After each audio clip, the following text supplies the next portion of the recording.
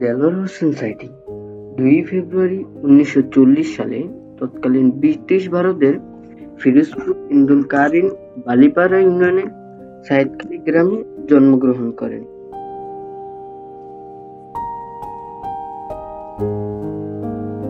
তার পিতা ইউসুফ শিকদার, মাতার নাম গুলনাহার বেগম। তিনি ১৯৬২ সালে সারসিনা আলিয়া মাদ্রাসায় ভর্তি হন ও পরবর্তীতে খুলনা আলিয়া মাদ্রাসায় স্থানান্তরিত হন। ধর্মীয় শিক্ষা গ্রহণের পর সাঈদী স্থানীয় গ্রামে ব্যবসা শুরু করেন। তিনি মুসলমান আলেম বা মাওলানা হিসেবে পরিচিতি লাভ করেন।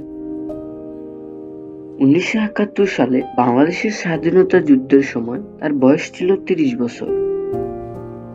সাঈদী বাংলা, উর্দু ও পাঞ্জাবি ভাষায় দক্ষ ছিলেন এবং ইংরেজি ও ফার্সি ভাষাও তার আয়ত্ত করেছিলেন।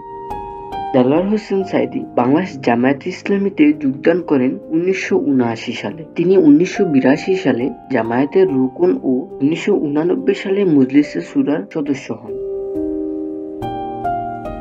১৯৯৬ সালে জামায়াতের নির্বাহী পরিষদ সদস্য হন। তিনি ২০০৯ সাল থেকে অমৃত বাংলাদেশ জামায়াতে ইসলামীর নায়েবে আমির হিসেবে দায়িত্ব পালন করেন।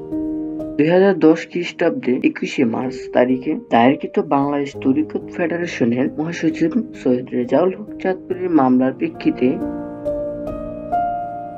ওই বছর ২৯ জুন তারিখে রাজধানীর শাহিনবাগের বাসা থেকে পুলিশ দেলোয়ার হোসেন সাঈদীকে গ্রেপ্তার করে। অবশেষে দেলোয়ার হোসেন সাঈদী ২০২৩ সালের ১৪ আগস্ট হৃদরোগে আক্রান্ত হয়ে ৮৩ বছর বয়সে বঙ্গবন্ধু শেখ মুজিব মেডিকেল বিশ্ববিদ্যালয় হাসপাতালে মৃত্যুবরণ করেন।